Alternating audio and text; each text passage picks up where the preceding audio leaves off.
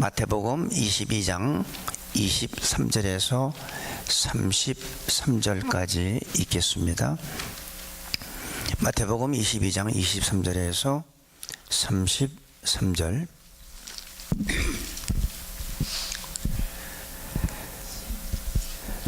부활이 없다 하는 사두개인들이 그날에 예수께 와서 물어 가로되, 선생님이여, 모세가 일렀으되 사람이 만일 자식이 없어 죽으면 그 동생이 그 아내에게 장가들어 형을 위하여 후사를 세울지라 하였나이다. 우리 중에 친형제가 있었는데 맏이 장가들었다가 죽어 후사가 없으므로 그의 아내를 그 동생에게 끼쳐두고 그 둘째와 셋째로 일곱째까지 그렇게 하다가 최후에 그 여자도 죽었나이다. 그런즉 저희가 다 그를 취하였으니 부활 때에 일곱 중에 네 아내가 되리이까. 예수께서 대답하여 가라사대, 너희가 성경도 하나님의 능력도 알지 못하는 거로 오해하였도다. 부활 때에는 장가도 아니가고 시집도 아니가고 하늘에 있는 천사들과 같으니라. 죽은 자의 부활을 의논할진대 하나님이 너희에게 말씀하신 바 나는 아브라함의 하나님이요 이삭의 하나님이요 야곱의 하나님이라 하신 것을 읽어보지 못하였느냐. 하나님은 죽은 자의 하나님이 아니요 산 자의 하나님이시니라 하시니 무리가 듣고 그의 그 가르치심에 놀라더라. 아멘. 이게 저도 이거를 딱 외우고서 이렇게 했으면 얼마나 좋겠습니까? 예수님이 예루살렘에 입성해서 계속 많은 사람들이 예수님을 공격을 합니다. 첫 번째가 대제사장과 장로들이 예수님의 그 성전에서 말씀을 전하는 그것을 보고 누가 너에게 이런 권세를 줬느냐, 그리고 네가 무슨 권세로 이렇게 행하느냐, 이렇게 도전을 했습니다. 그리고 두 번째로 이 바리새인과 헤롯파들이 하나가 돼가지고 예수님한테 세금 문제로 공격을 합니다. 원래 이 바리새인과 헤롯파들은 서로 하나가 될 수 없는 관계입니다. 바리새인들은 신앙인들이고 헤롯파는 정치인들이에요. 권력 집단. 그래서 전혀 손을 잡을 수가 없었지만 예수님을 공격하는 데는 하나가 됐습니다. 그래서 예수님께서 돈을 가져와 봐라.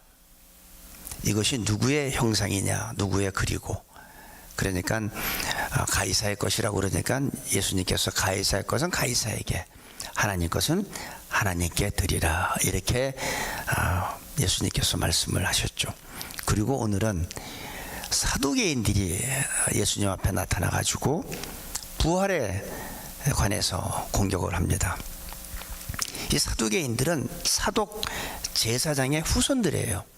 그래서 사두개인들은 거의 다 제사장들입니다.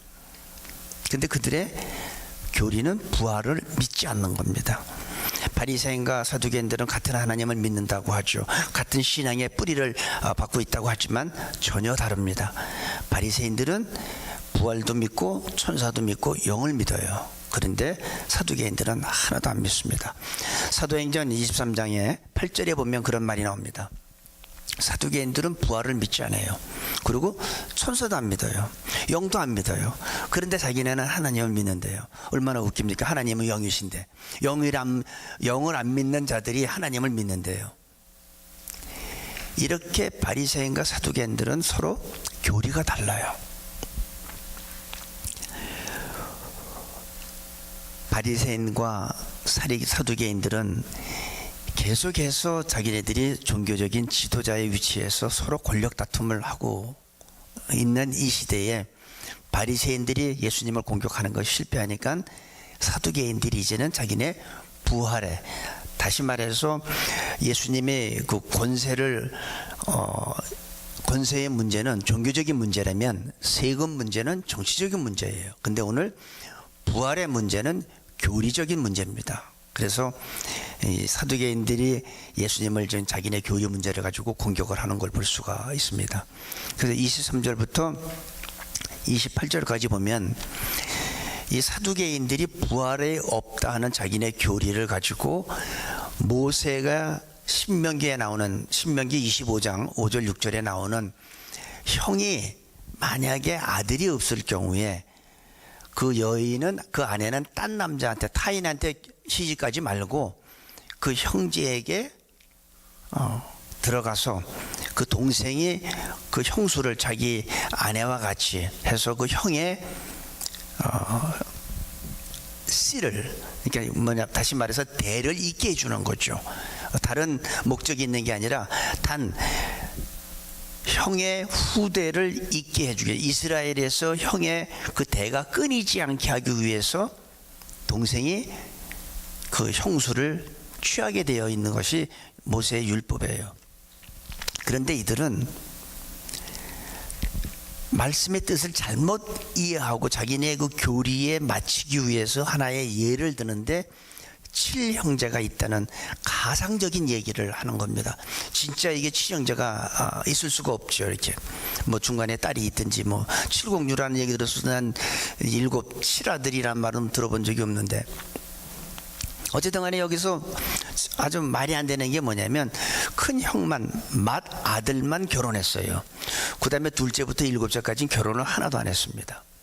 물론 큰 형이 결혼했으면 둘째, 셋째는 그 당시에는 결혼 안 했을지 모르지만 둘째가 그 형의 여자 형수와 같이 살게 되면 그 기간에 분명히 다른 형제들이 결혼했을 텐데, 여기 나오는 내용은 아무도 결혼을 안 했어요. 그리고 막내 7형제라고 그러면 우리가 일반적으로 3년 터구리로 보면 이게 21년이에요. 잠깐 20년의 차이 나는데, 여기서 막내 7째가 죽었는데도 그때까지 이 여자는 안 죽어요. 이게 나이 차이가 그렇게 있는데도 여자는 안 죽고 그 후에 여자가 죽게 돼요. 그러고선 뭐라고 하냐면, 만약에 부활이 있다 하면 이 7형제가 다 이 여자를 데리고 살았는데 부활 때 누구의 아내가 되겠습니까? 하고 지금 예수님한테 질문을 하는 겁니다. 그러니까 마치 예수님한테 예수님이 그러면 부활 때 누구의 아내가 된다고 얘기하겠어요? 참 곤란하죠. 7명의 다 아내 노릇을 했다고 하면, 그러니까 그들은 그러니까 부활은 없다라는 교리를 예수님한테 걸고 넘어지려고 지금 이런 가상적인 허구성이 있는, 진실이 아닌 이런 이야기를 만들어냅니다. 어떻게 보면 남들이 들을 때 보면 이게 꼭 진짜 이 얘기 같지만 이건 만들어낸 이야기죠. 말도 안 되는. 사두개인들은 단지 예수님을 교리적으로 골탕 먹이려고 이런 스토리를 만들어낸 겁니다. 근데 이들이 이 말씀은, 신명기에 나오는 이 말씀은 이스라엘에서 형의 아들이 없을 때 대가 끝이니까 그거를 계속 그 대를 잇게 해주기 위한 목적이지 부활과는 전혀 관계없는데, 자기네들이 필요한 교리를 만들고 거기에 맞는 말씀을 자기네들이 억지로 갖다 붙이는, 오늘 바로 그런 제대로 이해하지 못하는 그들을 볼 수가 있습니다. 우리들도 이 전도하다 보면요, 여러분들도 전도 해본 사람이 있을 거고, 전도 우리가 하다 보면 어떤 사람들이 보면 여러 가지 이유를 대죠. 하나님을 안 믿습니다. 하나님을 거부하고 또 예수님을 믿지 않는데, 그들의 보면 이유를 들어보면 어떤 사람은 자기가 성경을 뭐 몇 번을 읽어봤다고, 근데 거기서 자기는 전혀 진리를 발견 안 되더라. 또 어떤 사람은 도대체 성경이 말이 되냐, 어떻게 죽은 사람이 살고 이런 기적이 일어날 수 있느냐 해서 말이 안 된다고 하면서 거부하는 사람들도 있고, 또 어떤 사람들은 믿는 사람한테 시험 받아서 상처받고 믿음에서 떠나는 사람들도 있습니다. 그 사람들이 여러 가지 이유로 예수님을 거부하지만, 결론적으로 그들이 거부하는 이유는 여러 가지지만 뜻은 다 허구성이고 잘못 알고 있다는 겁니다. 이게 우리들이 가장 거부하는, 많은 사람들이 우리가 복음을 전할 때 거부하는 이유는 딱 한 가지예요. 하나님에 대한 적대감이에요. 여러 가지 이유를 대지만 난 하나님 믿기 싫어, 하나님이 어디 있어 하는 적대감과 어떤 사람들은 영적 교만함입니다. 성경을 아무리 많이 읽고 자기가 신학교를 수석으로 졸업해도 성경의 본질의 뜻을 제대로 깨닫지 못하면 아무 소용이 없는 겁니다. 여러분, 전도 폭발 들어보셨죠? 전도 폭발을 창시하신 분이 바로 제임스 케네디라는 목사님인데, 그 목사님이 신학교를 수석으로 졸업하신 분이에요.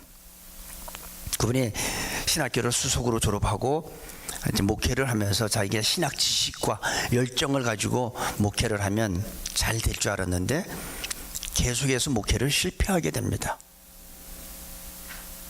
아무리 내가 신학적인 지식이 많이 있어도, 자기가 아무리 뜨거운 열정이 있어도 그 목사님은 계속해서 목회를 실패를 거듭하게 되죠.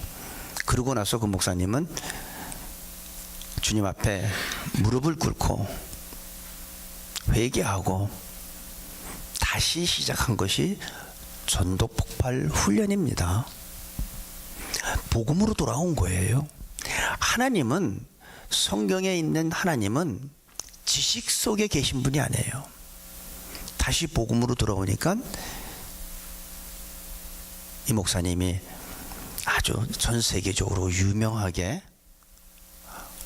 전도 폭발이라는 훈련을 통해서 많은 영혼들을 하나님 앞에 인도한 것을 볼 수 있습니다. 내가 성경을 100번 읽으면 뭐합니까? 복음으로 돌아오지 않으면 내가 성경을 100번을 읽어도 아무 나한테 깨달음이 없습니다. 특별히 여러분들 가정에 가끔 가다 보면 이단이라 하는 사람들이 찾아온 적이 있었죠. 그 사람들은 보면 자기네들이 성경을 굉장히 잘 안다고 얘기하면서 이 사두개인 같이 어떤 교리를 만들어 놓고 그 교리에 합당한 말씀을 뽑아서 그걸 간추려 가지고 그것만 달달달달달, 너무 달달달을 많이 했나? 외워요. 그것만 잔뜩 외우는 거예요. 성경 전체의 내용을 파악하지 못하면요, 아무것도 아닙니다.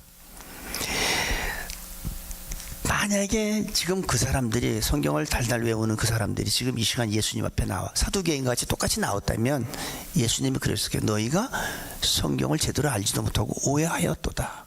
아마 그러실 거예요. 지금 이 사두개인들한테 예수님이 그랬습니다. 29절에서 30절 보니까 예수께서 대답하여 가라사대 너희가 성경도 하나님의 능력도 알지 못하는 거로 오해하였도다. 부활 때는 장가도 아니가고 시집도 아니가고 하늘에 있는 천사들과 같으니라. 사람들은 이 천국에 대한 개념을요, 세상에서 생각하는 세상의 질서를 같이, 그런 그 개념을 가지고 자꾸 천국을 생각합니다. 근데 천국은 세상 질서와 달라요. 이 세상에서는 남녀가 만나서 결혼하고 아이도 낳죠. 근데 천국에서는 그렇지 않습니다. 시집도 아니 가고 장가도 아니 가요. 이 세상에서는 내가 더 친한 친구도 있고 덜 친한 친구도 있습니다. 근데 천국에는 그렇지 않아요. 천국에는 다 그리스도 안에서 한 형제. 덜 친한 사람도 있고 더 친한 사람도 없어요. 그러니까 시기, 미움, 질투 이런 게 없는 거죠, 천국에는. 성경을 이해하지 못했다는 말은 부활이 있다는 성경의 말씀을 믿지 않았다는 거예요. 이 사두개인들은 부활을 믿지 못했어요. 부활이 있음에도 불구하고. 여러분들이 처음에 예수님 믿고 성경을 읽어보면 눈에 잘 들어오는 말씀들이 있죠. 특별히 도덕적이고 윤리적인 말씀이 잘 들어와요.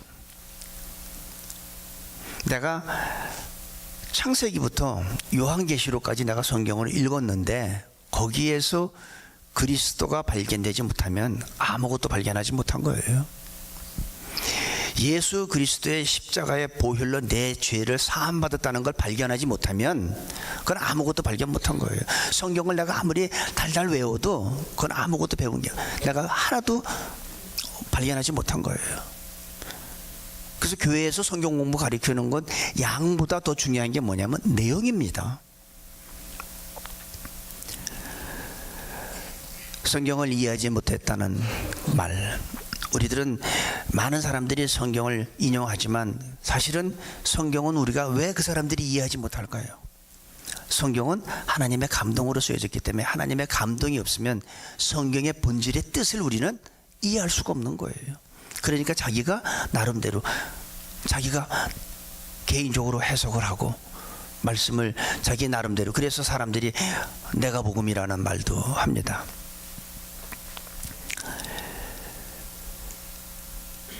모태신앙 여러분들 혹시 들었을 거예요. 나는 유아 때부터 교회 생활을 했고 주일학교, 중고등부 내가 회장까지 했어도 예수님을 모를 수 있다는 얘기입니다.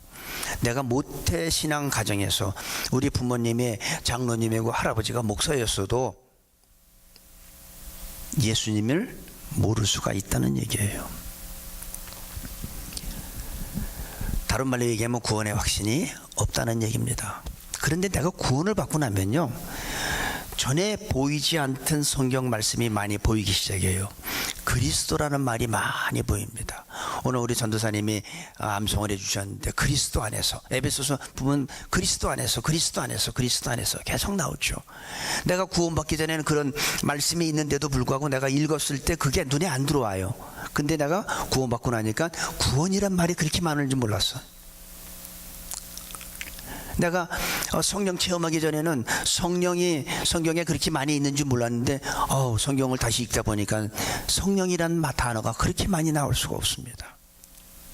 예수님이 귀신을 많이 내쫓았죠. 근데 귀신을 내가 믿지 않았을 때는 그 귀신이란 단어가 잘 눈에 띄지도 않았는데 귀신이 역사하는 걸 내가 보고 난 다음에 보니까 예수님이 그렇게 많은 귀신을 내쫓는 걸 우리가 성경에서 발견할 수가 있습니다. 성경을 내가 얼마나 많이 읽는 게 중요한 게 아니라 성령의 감동함을 받아서 성경에 보는 눈이 달라져야 된다는 거죠. 내가 필요한 것들을 간추려서 아무리 그거를 공부를 많이 하고 남들이 보면 너 저 사람 너무나 성경 많이 한다고 그러죠. 그런데 거기에 예수가 없어요. 거기에 구원이 없어요. 그거는 예수님이 이 시간 오셔서 뭐라고 얘기할까요? 너희가 성경을 알지 못하는 거로 오해하였다고 분명히 말씀하실 거로 전 믿습니다. 많은 사람들이 성경을 읽지만 부활이라는 말이 눈에 들어오지 않는 거예요. 왜? 우리 이성적으로, 경험적으로 그건 말이 안 되는 거니까. 어떻게 죽은 사람이 살 수가 있겠습니까? 다시 말해서 하나님의 능력을 연약한 우리 인간의 수준으로 끌어내리는 거예요. 나는 못하죠. 내가 죽었다 내가 무슨 재주로 살아나겠습니까? 근데 하나님은 하시잖아요. 하나님은 말씀으로 우주 만물을 창조하신 분인데 죽은 자 살리는 게 뭐가 어려워요? 감기 고치는 거나 암 고치는 거나 뭐가 하나님이 다르겠어요? 근데 우리들은 연약한 자기 자신을 믿어요. 내 지식을 믿어요. 우리가 믿을 거는 연약한 내 자신이 아니라 바로 성경 말씀입니다.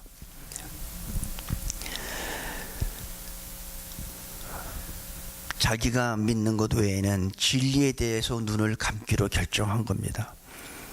특별히 이단이라고 얘기하는 그 사람들을 보면 성경을 자기네가 제일 잘하는 것 같이 얘기하는데 그들은 예수님을 발견을 못해요. 예수님이 누군지 몰라요. 구원도 몰라요. 천국도 몰라요. 천국이 바로 이 땅이래요. 근데 그들은 남들이 볼 때 가장 합리적이고 성경을 제일 많이 아는 것 같이 보여지죠. 창세기에서 요한계시록까지 공부하면서 예수 그리스도를 만약에 여러분들이 발견하지 못한다면 내가 그 공부를 아무리 많이 했어도 나는 아무것도 얻은 게 없는 겁니다. 성경에서 그리스도를 발견하지 못하면 아무것도 발견하지 못한 거예요.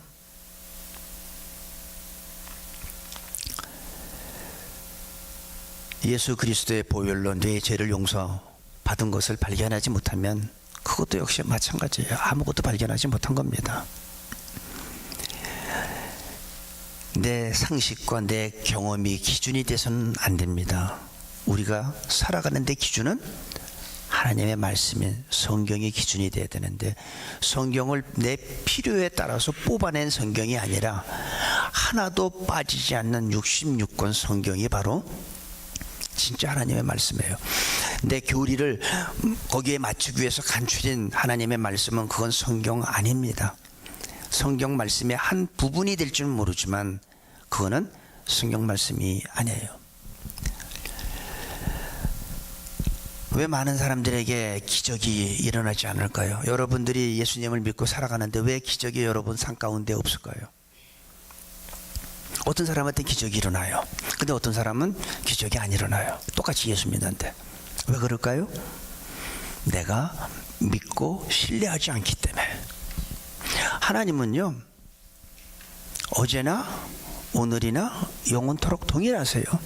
과거에 하나님의 기적을 행하셨으면 지금 이 시간에도 기적을 행하시고 앞으로 오는 다음 세대에도 기적은 분명히 나타납니다. 예수님이 많은 기사와 이적을 행했지만 한 군데에서는 예수님이 기적을 행하지 않으셨어요. 어디냐면 예수님이 자라신 고향, 거기에서는 예수님이 기적을 행하지 안 했습니다. 왜냐하면 그 고향 사람들은 예수님이 어려서부터 자라는 모습을 봤기 때문에 그들의 선입관 때문에 예수님이 기적을 행하시질 않습니다. 이게 선입관이라는 게 그렇게 중요해요. 그렇게 무서워요. 그들은 예수님을 제대로 보지 못한 거예요. 예수님이 어렸을 때 목수의 아들이 아니냐, 예수님을 제대로 보지 못한 겁니다. 어렸을 때부터 봐왔기 때문에. 근데 다른 데서는 예수님이 기사와 이적을 행하셨어요. 다윗의 자손이여 나를 불쌍히 여기소서 하고 고백하는 자들한테는 기적이 일어났죠. 이거 목수의 아들 아니냐, 그들한테는 기적이 일어나질 않습니다.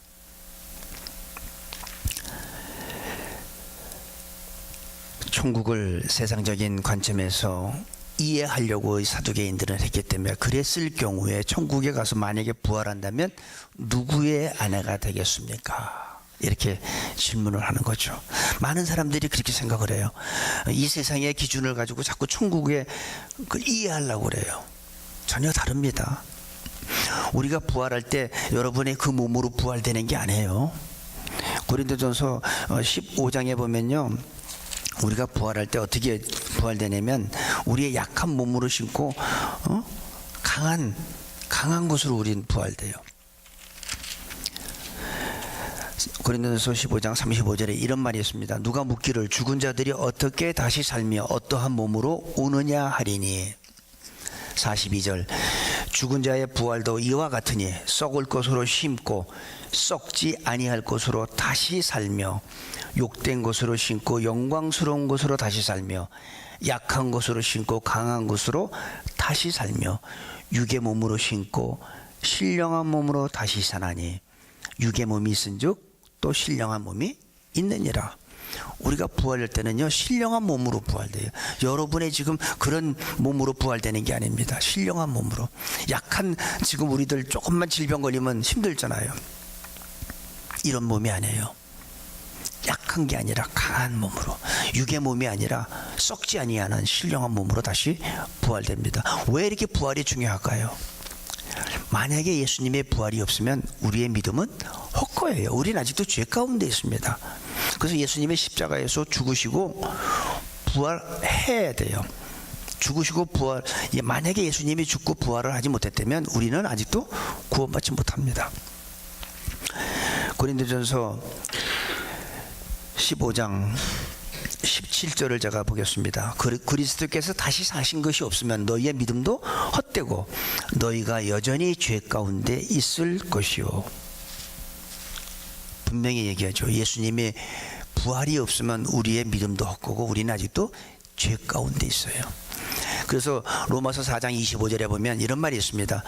그리스도께서 우리 죄를 위하여 내어줌이 되고 우리를 의롭게 하기 위하여 다시 살아나셨느니라. 그러니까 예수님이 십자가에 죽으신 것은 우리 죄값으로, 그리고 예수님이 다시 부활한 건 우리를 의롭다 하기 위해서. 우리는 의로운 존재는 아니죠, 그죠? 우리는 불의한 존재예요.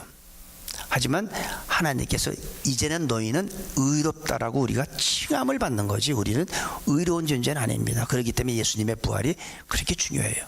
이 사두개인들은 뭐예요? 부활이 없다 하니까 이 사람들은 죄 가운데 아직 있는 거죠. 구원받지 못한 거죠.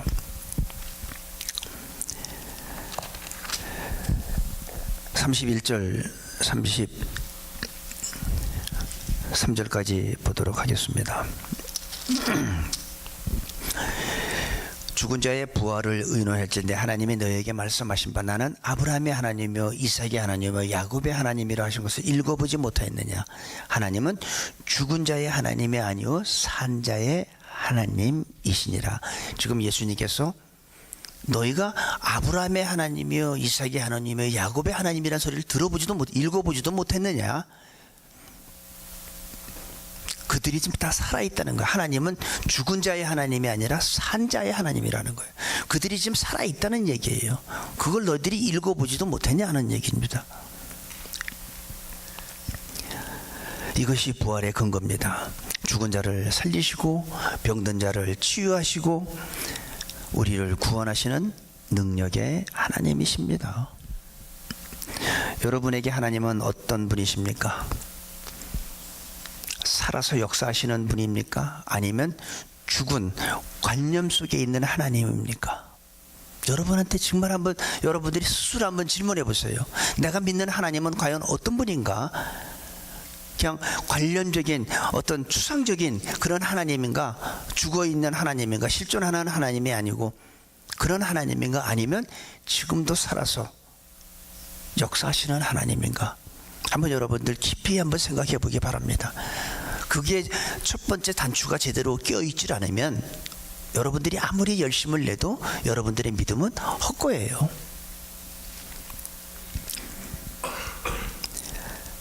우리 하나님은 살아계십니다.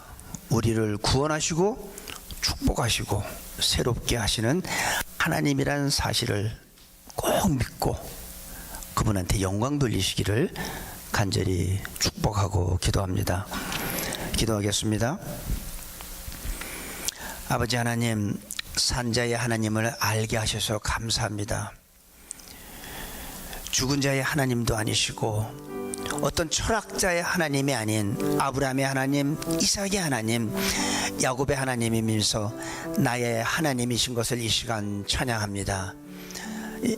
이 시간 우리 모두에게 살아계신 그 하나님 능력으로 임재하여 주셔서 우리 삶 가운데 크고 작은 기사와 이적들을 체험하게 하여 주옵소서. 예수님의 이름으로 기도합니다. 아멘.